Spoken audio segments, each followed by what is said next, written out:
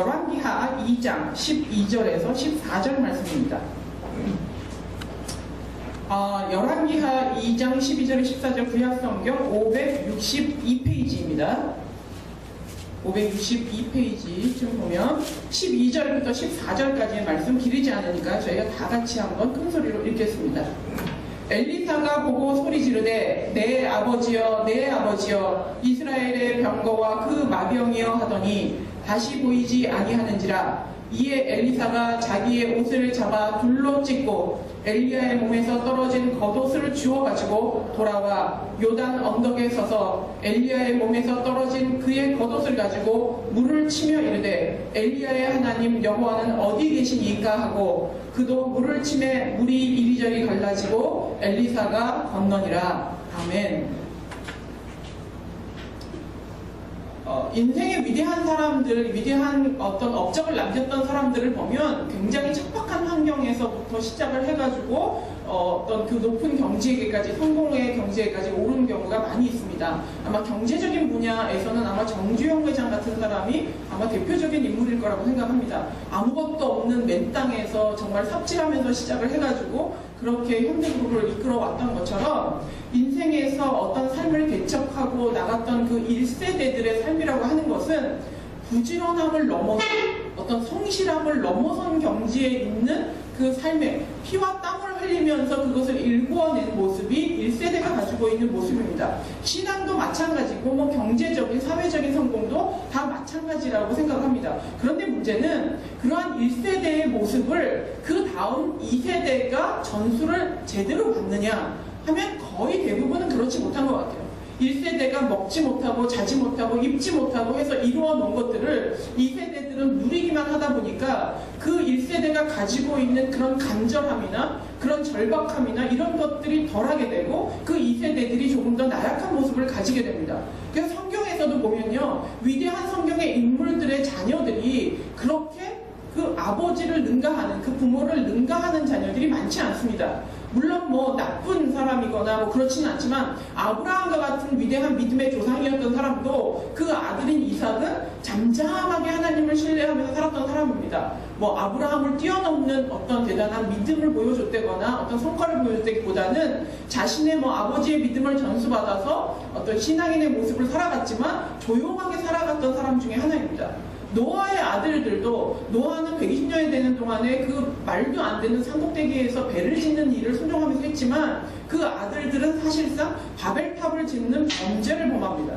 그러니까 위대한 인물이 있다고 해서 그 2세도 위대하라는 법이 없다는 거예요. 그리고 오히려 그 위대한 인물이 세워놓은 업적들을 누리면서 살다 보니까 2세들이 그렇게까지 1세대만큼 부지런하고 열심이고 열정적이지 못하다는 게 약점입니다. 그것은 일반 사회에서도 뭐 우리 흔히 볼 수 있는 일이고 성경에서도 볼 수 있는 일입니다.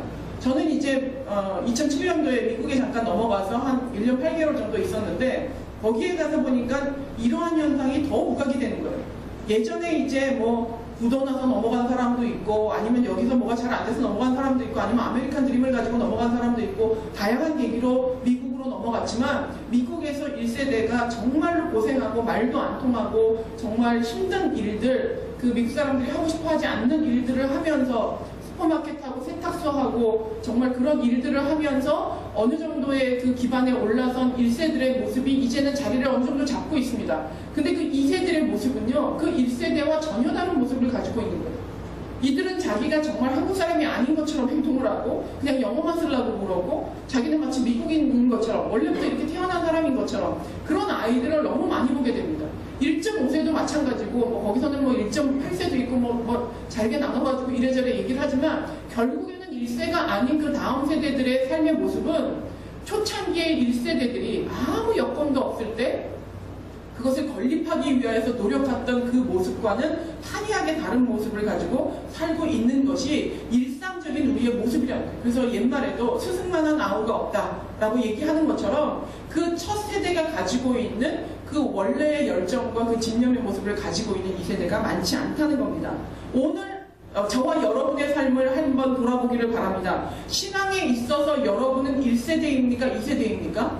혹은 이 사회적인 또 경제적인 여건적인 면에서 여러분은 스스로를 1세대라고 할 수 있습니까? 아니면 2세대라고 할 수 있습니까? 만약에 1세대라면, 신앙에 있어서 1세대라면 상당히 어려움을 겪으셨을 거예요. 교회 가는 것을 부모님이 반대했을 것이고, 또 열정적으로 무언가 하는 것에 대해서 동의를 얻지 못했을 겁니다. 그래서 그 신앙의 1세대들은 치열하게 신앙생활을 합니다. 그런데 그 1세대가 아닌 2세대, 3세대인 사람들은요, 훨씬 더 편하게 신앙생활을 합니다. 경제적인 면에서, 신앙적인 면에서 아마 여러분 마음 가운데 내가 1세대인지 2세대인지를 보고, 이 자리에는 자녀가 있으신 분들이 훨씬 더 많은 것 같은데요. 여러분의 자녀는 과연 내가 가지고 있는 신앙을 뛰어넘을 수 있을 것이냐에 대해서 질문을 하셔야 돼요. 그리고 나는 나의 부모님을 뛰어넘는 모습을 가지고 있느냐에 대해서 반문하셔야 됩니다.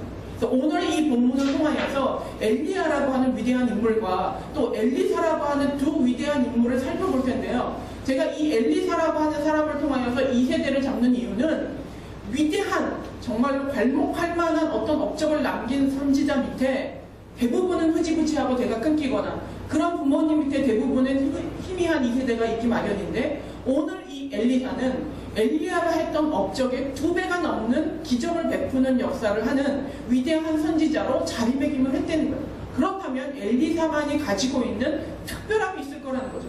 그저 순리대로 가서는 우리가 알고 있는 그냥 흐리멍텅한 2세대가 나오게 되어 있는데, 이 엘리사는 그 엘리야의 위대한 업적에, 그 영감의 갑절을 받고 갑절의 기적을 베푸는 위대한 선지자로 우뚝 섰다면 그만이 가지고 있는 비결이 있을 거라는 겁니다. 그래서 그것을 우리가 알므로 말미암아 나 스스로의 인생도 업그레이드 시킬 뿐만이 아니라 이제 우리의 자녀들의 세대를 더 나태할 수밖에 없는, 내가 이 세대에서 더 나태했다면 나의 자녀들은 더 나태할 수밖에 없는 이 상황에서 어떻게 엘리사와 같은 위대한 인물을 만들어낼 것이냐에 대해서 함께 이야기를 나누려고 합니다. 오늘 읽은 성경 말씀은 사실은 2장 1절부터 15절 넘어까지 쭉 읽어야 되는데요. 제가 이야기로 설명을 드리도록 하겠습니다. 엘리야가 이제 위대한 업적을 남기고 그의 생을 마감할 때가 되었습니다. 근데 엘리야가 그걸 알았어요.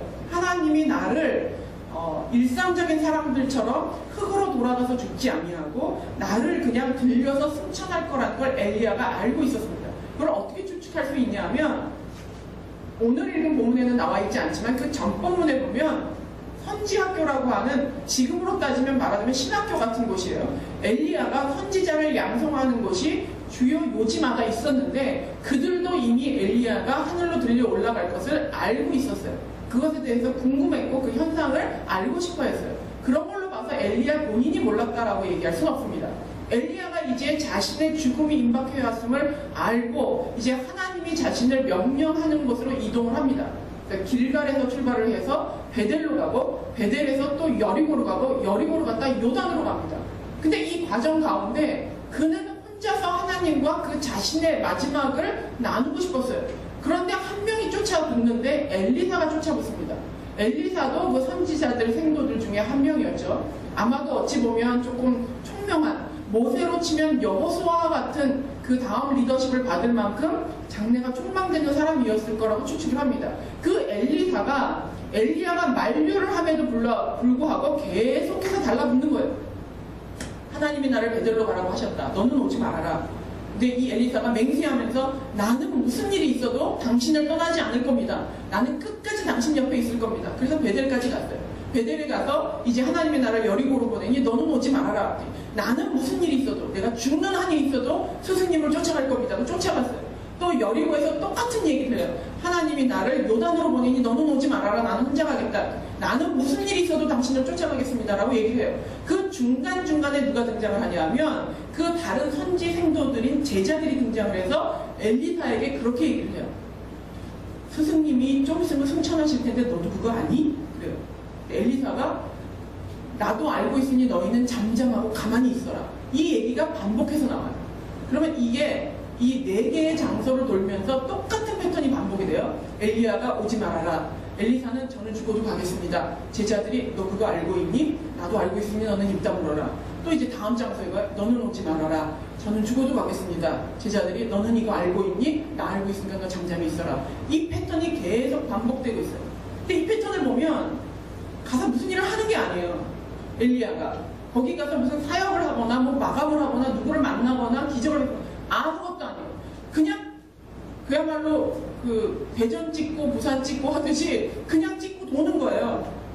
어찌 보면 이 성경에서 엘리야의 이런 반복적인 여행이 아무 의미 없는 순회와 같은, 그냥 순회 방문과 같은, 그냥 거기서 쉬는 것도 아니고 자는 것도 아니고 쉼도 없이 그냥 계속해서 그 지점을 돕니다. 그 지점을 돌고 마지막에 왔을 때 결국에 엘리야는 승천을 하게 되고, 그 승천하는 모습을 보고 그 떨어뜨린 겉옷을 잡고 엘리사는 그 엘리야가 가지고 있는 영역에 갑절을 받게 되는 게 오늘 이제 마감이 되는 성경 말씀입니다. 그러면 이 무의미해 보이는 순회와 같은 일을 왜 시켰을까? 생각을 해보세요. 하나님이 어떤 한 위대한 하나님의 종의 인생의 마감에 의미 없이 그냥 이렇게 돌게 했을까요? 그렇지 않다는 거예요. 하나님이 돌게 했던 이 도시들과 그 장소들을 살펴보면 그 첫 번째 출발점이 길갈이에요. 길갈은 어디냐 하면 이스라엘 백성이 이제 광야 길을 맨 마지막으로 하고 이제 요단강 앞에 섰습니다. 그리고 요단강을 하나님이 갈라줬어요. 그리고 그 강이 멈춰서고 맨 땅으로 건넜어요. 근데 그 당시에 건널 때 요단강은요, 물이 가장 높았을 때예요. 우리로 치면 7월, 8월 한강이 가장 수위가 높고 물살이 셀 때죠. 그런 것처럼 요단강이 가장 수위가 높고 물살이 셀 때에 하나님이 그것을 그야말로 두부 자르듯이 딱 잘라서 물을 멈춰서 막게 하고, 댐처럼. 그리고 이스라엘 백성이 맨 땅으로 지나갔어요. 그때 하나님 뭐라고 명령하냐 하면, 너희는 강바닥 한 가운데에서 큰 돌을 주워다가 12명의 지파가 한 사람씩 나와서 큰 돌을 주워다가 그 강에서 나가서 길갈이라고 하는 곳에다가 그 돌을 세워나가. 그러면 12개의 큰 돌이 서 있겠죠. 그 돌을 세운 이유는 너희 후손이 이제 3대, 4대, 5대 지나가서 요단강이 갈라진 것을 보지 못한 너희 후손이 지나가다가 아빠, 이 돌이 뭐예요? 라고 물어보면 하나님이 이스라엘을 요단강을 막으시고 맨 땅으로 건너게 하셨다. 이것이 바로 강 바닥에서 주워온 돌이다. 하나님이 우리를 이렇게 인도하셨다. 라고 한 곳이 길갈이라는 거예요. 어마어마한 기적의 현장인 길갈에서부터 출발합니다. 그리고 나서 그 다음 여정이 어디였죠? 베델이었어요. 베델은 어디죠? 여러분 잘 아시다시피 야곱이 돌베개 백고장 갔습니다. 하나님과 씨름하여서 이겼던 곳, 하나님을 만났던 곳, 그곳을 하나님의 집이라고 명하고 다른 곳으로 갔다가 세겔로 갔다가 방탕하였다가 세상으로 갔다가 내가 이제 베델로 돌아가자 라고 할 때 내가 하나님 앞으로 회복하고 완전히 귀환한다고 할 때 갔던 곳이 바로 베델이에요. 하나님이 엘리야를 그 베델로 인도하는 거예요. 그리고 나서 그 다음에 간 곳이 어디죠? 여리고성이에요. 여리고성은 어떤 곳입니까? 첫 번째 전투예요. 첫 번째 전투에서 침묵하면서 이스라엘 백성이 7바퀴 돌고 마지막 날 7바퀴 돌자 이제 함성을 치자 와르르 무너졌던 곳이 여리고성이에요. 이 고증학자들에 의하면 여리고성의 돌이요, 안으로 넘어지지 않고 밖으로 넘어졌다. 뭐 제가 확인해본 사실은 아닙니다만 학자들에 의하면 그래요. 이 얘기는 하나님의 기적으로 돌이라는 게, 돌담이라고 하는 게 밀어야 넘어간다면 안에서 밖으로 밀었다는 건 자기네가 죽으려고 작정하지 않고서 어떻게 안에서 밖으로 밀겠어요. 그것 자체가 한 인간의 힘으로 할 수 없는, 하나님만이 하실 수 있는 기적을 베푼 곳이 바로 여리고성이란 말이에요. 그곳에 엘리야를 움직이시는 거예요. 그리고 거기에 엘리사도 같이 따라갔어요. 그리고 나서 마지막으로 온 것이 요단강이에요. 그리고 엘리야가 자신의 겉옷을 그 물 위에 휘말려 치면서 요단 강물을 다시 한번 갈라요. 그리고 건너가요. 이 네 곳의 장소가 의미 없는 그냥 순회가 아니었다는 거예요. 생각해보세요. 하나님이 여러분의 인생의 마지막을 여러분이 알아요.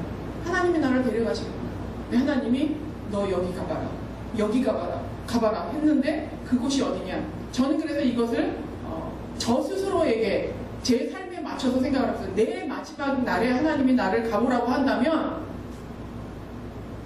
과천, 저를 과천에 데리고 가셨다가 평촌에 데리고 가셨다가 임해동에 데리고 가셨다가 미국의 LA로 데리고 가셨다가 동백으로 데려가셨다가 청담으로 데려가셨어요. 저는 알아요. 방배동으로 데려간 게 아니라 청담으로 왜 데려왔는지 저는 알잖아요. 여러분에게도 그런 곳이 있을 거예요. 여러분의 인생에 하나님이 기적을 베풀었던 것, 하나님을 만났던 것, 수렁에서 나를 건졌던 것, 그 역사가 있었던 현장을 하나님이 순회를 시키시는 거예요. 저는 제가 엘리야의 입장이 돼서 만약에 지금 대한민국에 이 땅, 내가 살면서 하나님을 만났던 그 지점을 다닌다면 눈물을 펑펑 쏟으면서 감동할 것 같아요. 그래, 내 인생을 이렇게 인도하셨지. 그래, 이렇게 기적을 베푸셨었지. 우리의 조상들을 하나님이 이렇게 놀라운 역사로 인도하셨지. 이 노예와 같은 백성을 강을 갈리시고 성을 무너뜨리시고 하나님을 하늘문을 여시고 씨름하셨던 그곳으로 인도하셨지라는 그 감동을 보면서 죽음에 임박한 나에게 하나님이 어떤 마음을 주셨을 것입니다. 여러분은 어떤 감동이 있으셨을 것 같아요? 그냥 맹숭맹숭했을 것 같으세요? 그렇지 않답니다. 저는 엘리야에게 밀려오는 큰 감동이 있었을 거라고 생각합니다. 하나님이 엘리야를 인도하시면서 그것을 순회하게 하셨어요. 내가 이런 하나님이다. 그런데 참 재밌는 것은 엘리야에게는 마감을 위한 증거였지만 엘리사에게는 사역의 시작을 위한 증거의 출발점이 되었다.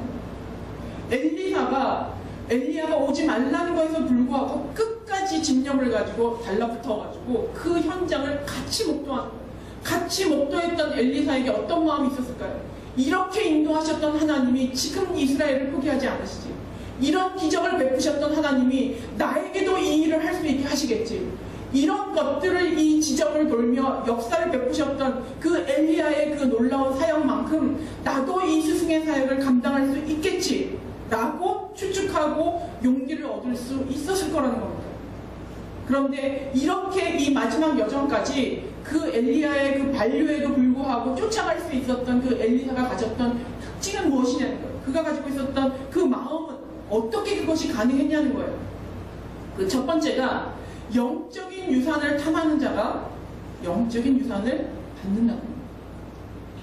여러분은 영적인 유산을 탐하십니까?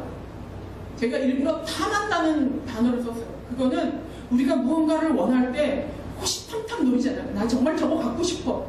내가 무엇만 조금만 생기면 그걸 갖고 싶어서 막 내 온 신경과 나의 말초신경이 다 들러가 있는 것처럼 영적인 유산을 탐하는 마음이 있었기 때문에 엘리사는 엘리야의 만류를 이기고 달라붙을 수 있었다는 거예요.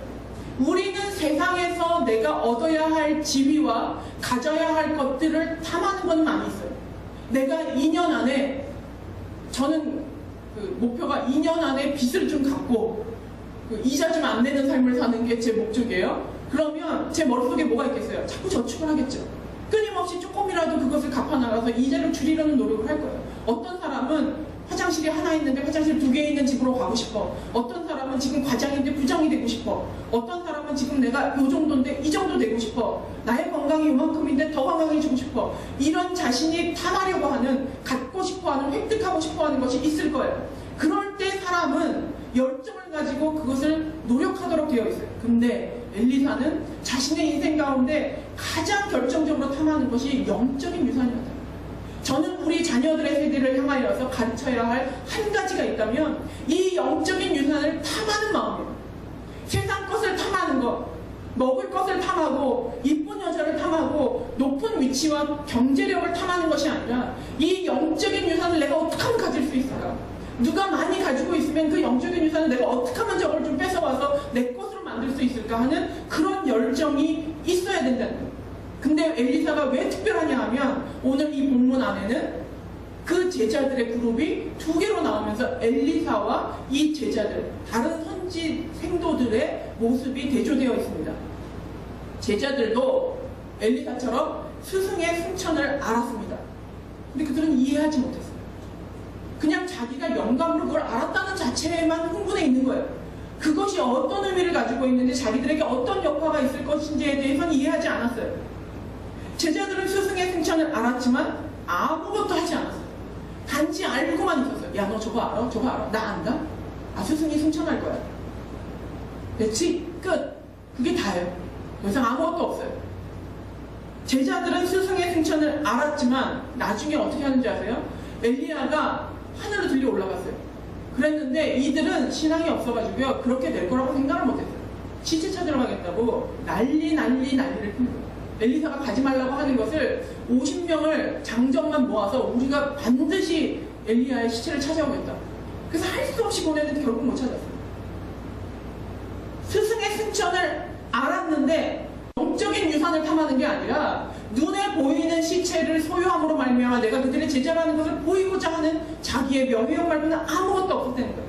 근데 똑같이 스승의 승천을 알았지만 엘리사는 어땠는지 아십니까? 스승의 승천을 알았지만 또 다른 계승자가 이 땅에 필요하다는 것을 이해했어요.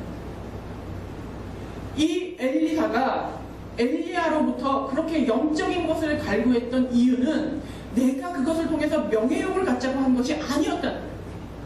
이 땅 가운데 또 다른 영적인 지도자가 필요하다는 거예요. 이제 이 위대한 영적인 지도자의 구제를 어떻게 감당할 것이냐에 대한 근심이 있었던 거예요. 엘리사는 스승의 승천을 알았지만 제자들과 달랐던 것은 영적인 유산을 받기 위해 행동했어요. 끝까지 따라갔어요. 오지 말라 그래도 내 목숨을 걸고 맹세하노니 나는 끝까지 따라갑니다. 그래서 받고야 말겠습니다라는 그런 집념을 가졌다는 거예요. 그리고 그는 스승의 승천을 보았지만 시체를 찾지 않고 자신의 사명을 찾았다. 그게 제자들과 엘리사의 차이점입니다. 우리도 교회 다니면서 하나님의 뜻을 알 수 있어요. 아, 하나님이 어떻게 하시겠구나. 아, 대한민국이 어떻게 돌아가겠구나. 한국교회가 앞으로 어렵겠구나. 알 수 있어요. 근데 아는데요, 뭐. 그래서 뭐. 이제까지 우리의 삶의 제자들처럼 아는데 아무것도 안 해요. 그것이 무엇을 의미하는지 이해하지도 못하고 내가 어떤 액션을 취하는 것도 아니고 거기서 나의 사명을 찾는 것도 아니에요. 엘리사가 그것을 알았기 때문에 영적 유산을 탐할 수 있었다는 거예요. 영적 유산을 탐하지 않는 자에게 그 유산이 가는 법은 없습니다. 영적인 유산은 반드시 탐하는 자가 가져갑니다. 천국도 침노하는 자의 것이라고 했어요. 이 자리에 있는 저희들에게 자녀가 있고 아직 자녀를 낳지 않은 분들은 여러분이 자녀의 세대예요. 그런데 이 중에서도 이 영적인 유산을 탐하는 자가 그 유산을 가지고 가요. 만약에 강남 우리 교회가 가지고 있는 영적인 유산과 영적인 능력과 하나님이 주신 사명이 있다면 그것을 탐하는 자가 여기서 몇 명이 가져갈 거예요. 근데 그것을 우리 모두가 가져갈 수 있어야 된다는 겁니다. 우리는 세상을 향하여서 종종 헷갈립니다. 나는 하나님의 자녀인데 우리의 몸뚱이는 세상 가운데 있어요. 나는 내 마음은 하나님의 자녀인데 우리의 일상생활은 회사 속에서 엉켜서 세상 사람들하고 막 시장 속에서 북적북적하면서 그냥 이러고 살고 있어요. 그래서 우리는 종종 착각해요. 세상의 유산을 탐하는 법은 너무 잘 배웠어요. 우리는 부모로부터 종용받았어요. 너는 세상의 유산을 탐해라. 공부 열심히 해라. 높은 지위에 가라. 이 사회에서 유능한 사람이 되라. 그것을 탐하도록 가리키고 탐하는 마음을 심어줬어요. 근데 영적인 유산을 향하여서는 그것을 탐하는 마음을 심어주지 않았다는 거예요. 저도 이 말씀을 준비하면서 너무 회개했어요. 물론 영적인 유산을 가리키기 위해서 애썼어요. 중고등학교 시절 때는 제가 억지로라도 애썼던 것 같아요. 근데 대학교를 들어가서 자율권에 맡기면서 저는 그냥 그것을 풀어넣어버렸어요. 이제는 너희 인생이니까 너희가 선택해서 가라. 근데 제가 이 말씀을 보면서 아니다. 내가 목숨 다하는 그날까지 영적인 유산을 어떻게 탐하는 것인지, 왜 그게 정말 탐할 만한 것인지를 가르쳐야겠구나, 이런 생각이 들었습니다. 여러분도 그런 결단을 하시기 바라요. 그리고 또 하나 중요한 것은 엘리야였기 때문에 엘리사가 탐할 수 있었다는 거예요.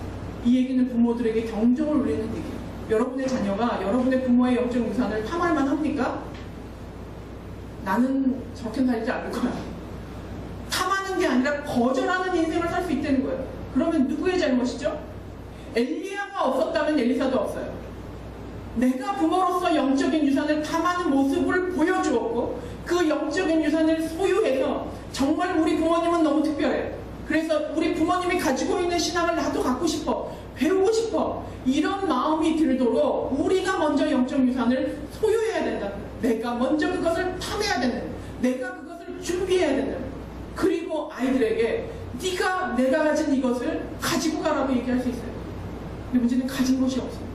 가진 것이라고 세상을 탐하는 것 말고는 가르쳐줄 게 없어요. 그러면 우리는 우리의 자녀를 향해서 겉껍데기만 알려주는 저희들의 모습이 될 수밖에 없다는 겁니다. 근데 그 영적인 유산을 탐할 때 나오는 것이 바로 열정이고 집념이에요. 탐하는 마음이 있어야지 그것을 위해서 노력하는 것처럼 그 엘리사에게 열정이 있었던 건 그 마음이 있었기 때문이에요. 그 마음을 가지고 이제 포기하지 않고 하나님을 향하여서 나갈 수 있었던 것이 바로 엘리야의 집념이고 열정이었다는 겁니다. 그렇다면 첫 번째가 영적인 유산을 탐하라고 했어요. 두 번째는 세상을 위한 아픔을 아는 사람이 이 영적인 유산을 탐하게 돼 있다는 거예요. 엘리사가 엘리야의 영감의 급조를 왜 받았는지 아십니까? 엘리야가 사역하던 시대에 아합 왕이 있었습니다. 아합 왕은 극악무도한 왕이에요. 악명 높은 왕이에요. 근데 이 아합 왕을 포함하여 그 아버님 때부터 오므리 왕조라 그래요. 이 두 대가 첫 왕이 오므리 왕이고 그 아들의 이름이 아합이에요. 여기를 묶어서 오므리 왕조라 그래요. 두 대를 최고입니다. 악하기로 당신이 짱이십니다.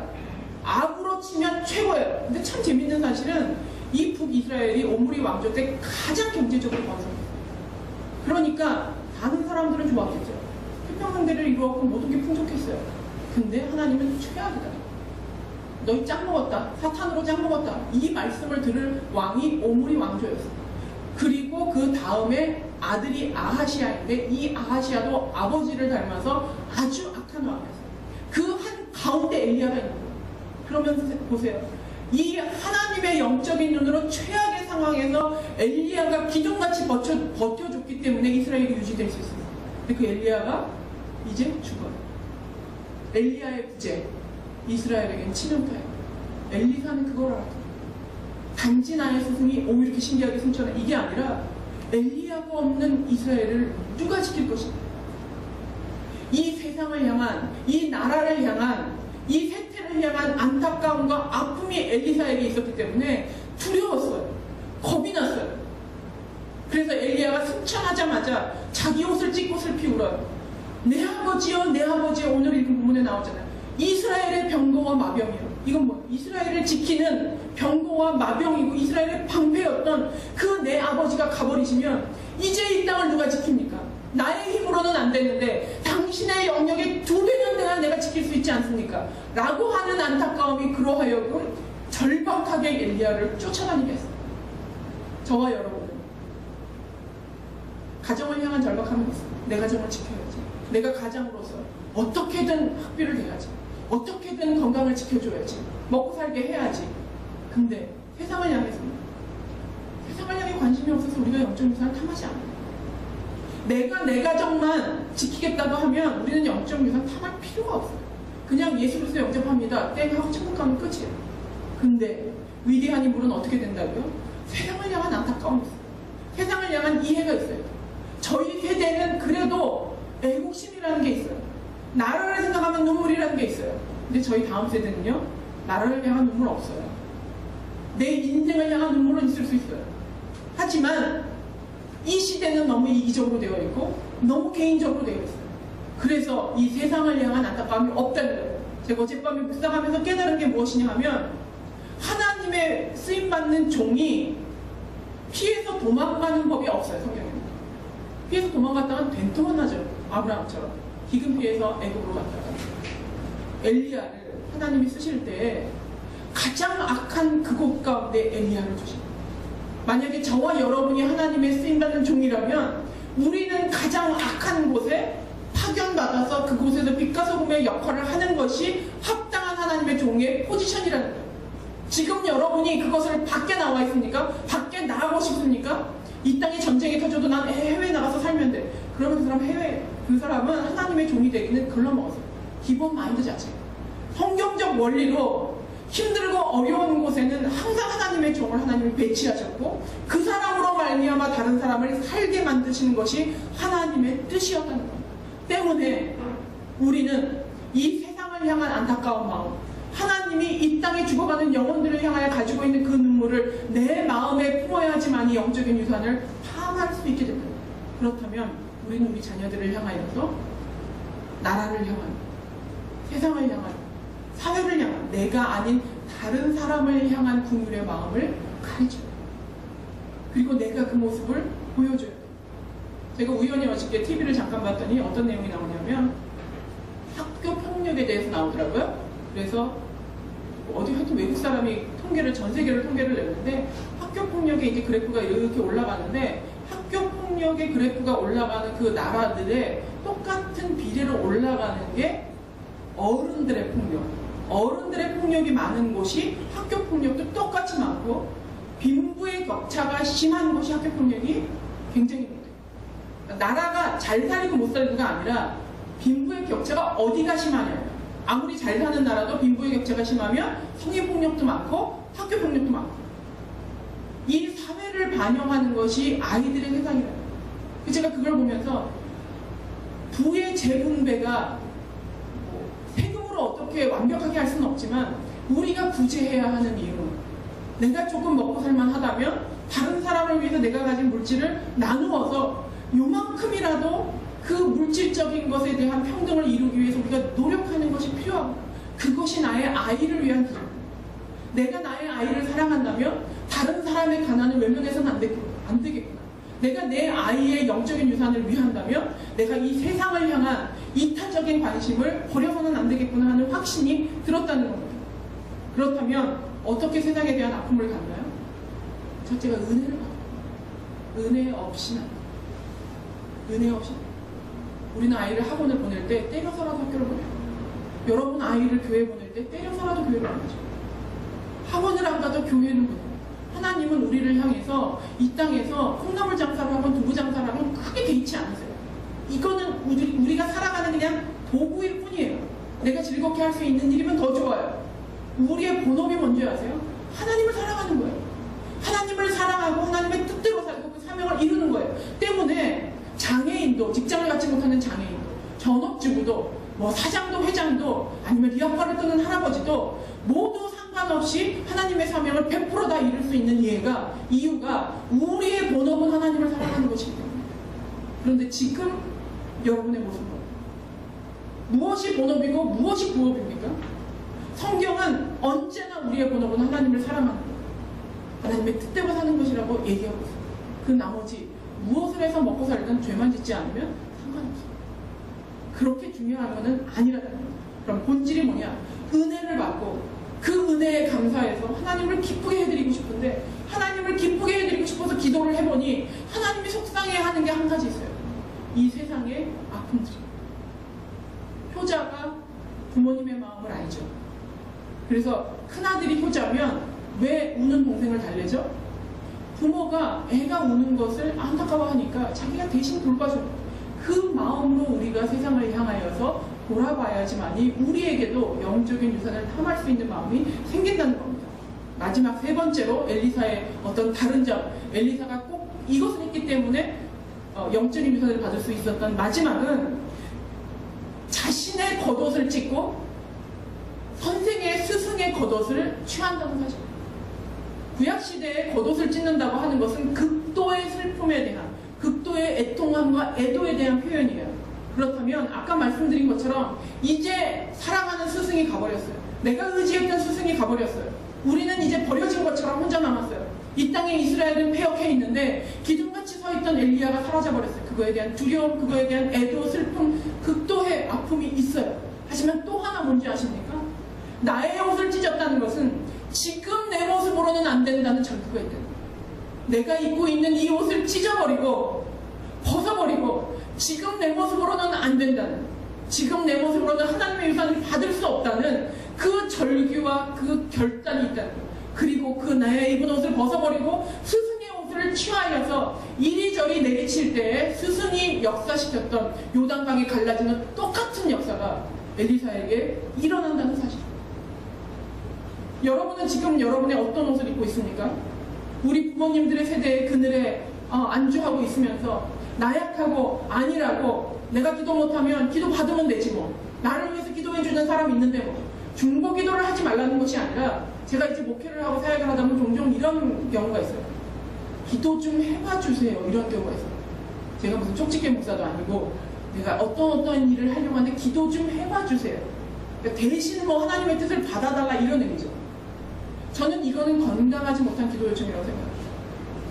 제가 뭐를 하니까 기도해 주세요. 중보 기도를 요청하는 것은 굉장히 바람직하고 좋은 일이에요. 그런데 끝까지 내가 직접 하나님을 만나고 내가 직접 하나님과 사랑을 나누고 교통하지 않고 누군가를 통해서 하는 거예요. 자녀들은 어떻죠? 신앙 좋은 부모의 자녀들은 항상 부모를 통해서 하나님의 뜻을 들으려고 해요. 항상 내가 쫓아다니는 목사님을 통해서, 내가 기대는 누군가를 통하여서, 믿음 좋은 내 친구를 통하여서. 아니요. 성경은 그것을 멈추라고 얘기하고 있습니다. 내가 입고 있는 옷을 찢어버리고 낙태하고 기대고 어디까지나 의지하고 싶어하는 그 마음을 찢어버리고 이제 내 스스로가 하나님 앞에 나가서 엘리야와 같은 능력을 소유하라고 권면하고 있다는 거예요. 어느 때까지 남을 의지하고 살겠습니까? 어느 때까지 다른 사람의 그늘에 기대어 살겠습니까? 이제 나의 시대를 만들어야 돼요. 여러분의 자녀를 독립시키세요. 영적으로 독립시키세요. 매몰차게 훈련시키세요. 눈물 쏙 빠지게 혼내세요. 교회 가지 않으면, 신앙생활 하지 않으면, 하나님 앞에 무릎 꿇지 않으면 왠지 아십니까? 그들의 재난을 부모가 대신 받을 수 없기 때문이에요. 그들이 받아야 하는 재난을 그들이 이겨야 돼요. 그들에게 힘을 키워줘야 돼요. 힘을 키우려면 그 연결되어 있던 끈을 끊어내고 이제 부모가 가지고 있던 영적 유산을 내 것으로 소유히 해서 나의 시대를 만드는 일이 필요하다는 거예요. 엘리사는 자신에게 안식처가 없어졌다는 것을 알았어요. 눈물 흘리며 외쳤어요. 내 아버지여 내 아버지여 이스라엘의 병거와 마병이여. 이제 그는 없어요. 우리 모두에게 누군가를 의지하고 있었다면 여러분 결정하세요. 이제 그는 없어요. 이제 더 이상 여러분의 그늘이 돼주지 않아요. 여러분이 여러분의 시대를 만들어야 돼요. 지금의 모습대로는 안 된다라고 하는 내 모습을 찢어버리는 절기와 결단하면서 내 스스로 나약한 나를 찢어버리고 스스로 겉옷을 취하여 일어나는 일을 여러분이 하셔야 되는 겁니다. 결론을 말씀드리겠습니다. 엘리사는 자신의 옷을 찢고 스승의 옷을 주워들었습니다. 그리고 엘리야가 했던 것처럼 똑같이 했어요. 그 겉옷으로 물을 내리치며 외쳤어요. 그러자 요단강이 갈라졌어요. 주섬주섬 주워서 껴입고 간 것이 아니라 그 스승이 했던, 그 부모가 했던 그 결단을 그대로 행하려고 노력했을 때 똑같은 기적이 일어납니다. 그보다 갑절이나 되는 영감을 받은 엘리사의 사역이 이제 시작되는 거예요. 이제 이 일을 우리가 해야 할 때가 되었어요. 여러분은 넘겨주실 유산이 있으십니까? 없으면 만드셔요. 뭘 주실 거예요? 저금 통장에 돈 모아서 그거 날려버리는 거 순식간. 영적인 유산은 그렇게 날아가지 않아요. 그 우리 자녀들에게 정말로 남겨줘야 하는 것은 하나님을 남겨줘야 되는데 본게 있어야죠. 우리 어머니가 우리 아버지가 기도하는 것을 봤어야지. 위대한 선택을 하는 것을 봤어야지. 하나님이 아니라 늘 세상만 선택하는 것을 봤다면 그 아이도 똑같이 세상을 선택하며 살아갈 거예요. 이제 넘겨줄 것이 있기 위하여서 우리는 나를 쌓아가야 됩니다. 씹어 먹여주던 건 멈춰야 됩니다. 그리고 스스로 씹도록 독립할 수 있도록 줘야 돼요. 대신에 갈 때 내 영적 유산의 겉옷을 줘야 돼요. 때문에 우리는 빨리 나의 영적인 겉옷을 만들어야 돼요. 내 아이들에게 나눠줄 수 있는 영적인 누군가에게 늘 밀붙어 사는 것이 아니라 그들이 스스로 나보다 더 위대한 자녀가 되도록 할 수 있는 그 일을 위해서 내가 노력해야 됩니다. 모유를 먹일 때 엄마가 열심히 먹죠. 돌아서면 먹고 돌아서면 먹죠. 왜죠? 아이를 먹여야 되기 때문에 먹는 거예요. 여러분은 말씀 보고 기도하셔야 돼요. 왠지 아십니까? 아이들에게 영적인 모유를 먹여야 되기 때문에 내가 건강해야 아이들도 건강하다는 것을 꼭 기억하시기 바랍니다. 우리는 이 시대를 향한 하나님의 마음을 이해하고 영적인 유산을 탐하시기 바랍니다. 은혜의 자리에 무릎 꿇어 앉으시기 바랍니다. 그래야 나와 나의 자녀가 살 수 있습니다. 인간답게 하나님이 창조한 하나님의 자녀답게 가장 행복하고 의미 있게 사는 것은 내가 어떤 직업을 갖는 거랑 상관없이 내가 얼마나 하나님을 사랑하느냐, 얼마나 하나님과 동행하느냐, 그것이 우리로 하여금 가장 행복한 인생을 보장할 것입니다. 이제 이 시간에 여러분 앞에 놓여있는 기도 제목을 쓸 거예요. 여러분 어떤 영적인 유산을 위해서 기도하시겠어요? 여러분 자녀를 위하여서 가장 최고의 영적인 것을 놓고 기도 제목을 쓰시기 바랍니다. 그리고 그 쓰신 것을 나가시다가 헌금함에 넣고 가세요. 제가 여러분의 자녀를 위해서 눈물로 기도하겠습니다. 그리고 자녀가 없으신 분들은 여러분 자신의 영적인 유산을 위해서 지금 기도하세요. 제가 한 3분 정도 드릴 테니까 하나님 아버지 내 아이들이 아직 하나님을 잘 모르지만 정말 하나님의 영적인 것을 탐하는 아이들 되게 해주십시오. 이 아이들이 이 험난한 세상에서 이 타락한 땅에서 살아남을 뿐만이 아니라 위대한 일을 하기 위해서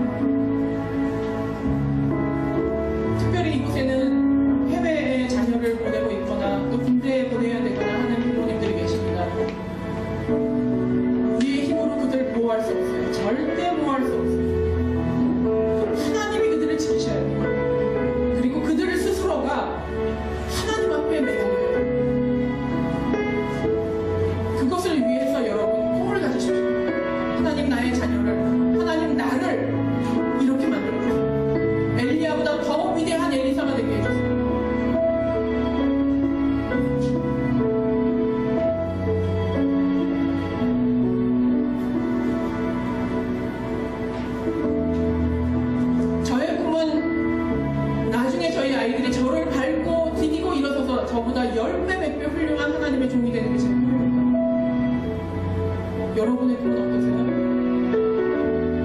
여러분의 목줄이나 되는 재산보다 여러분의 목줄이나 되는 하나님의 유산을 그분이 소유하기를 기도하시는 것 같아요.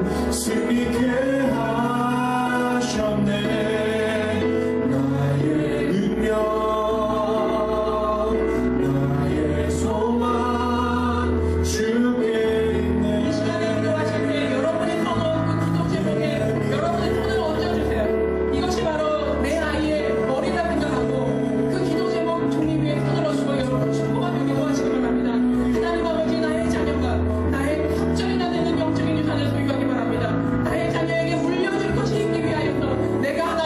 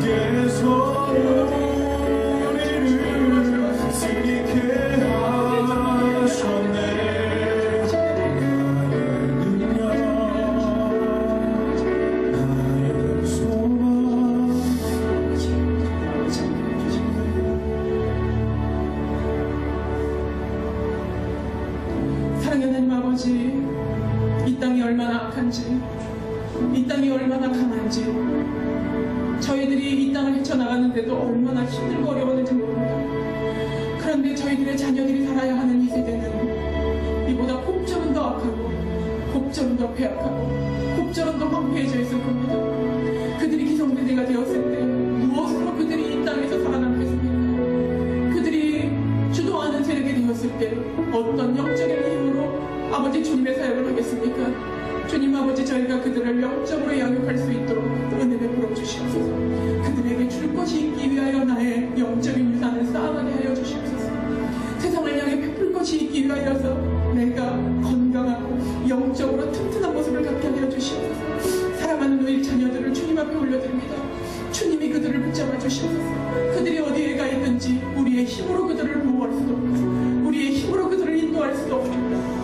아버지께서 지켜주시지 않으면 그들을 지킬 능력이 저희에게는 없습니다.